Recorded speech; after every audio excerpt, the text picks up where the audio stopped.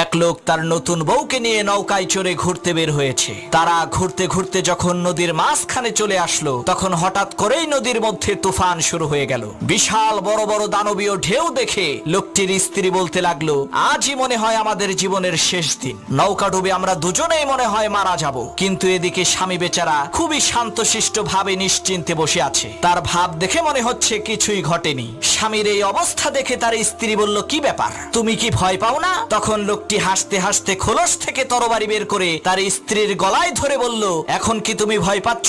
তখন তার স্ত্রী বলল, কি বোকার মতো কথা বলো, ভয় পাবো কেন? তরবারিটা তো তোমার হাতে, আর আমি জানি তুমি আমাকে অনেক ভালোবাসো। তখন সেই লোকটি বলল, ঠিক একই ভাবে এই ঝড় তুফান সবকিছুই আল্লাহর হাতে, আর আমি জানি আমার আল্লাহ আমাদেরকে অনেক ভালোবাসেন। আমার এই তরবারির নিচে তুমি যেমন নিরাপদ, ঠিক একই ভাবে মহান আল্লাহ তাআলার দেওয়া এই ঝড় তুফানের মাঝেও আমরা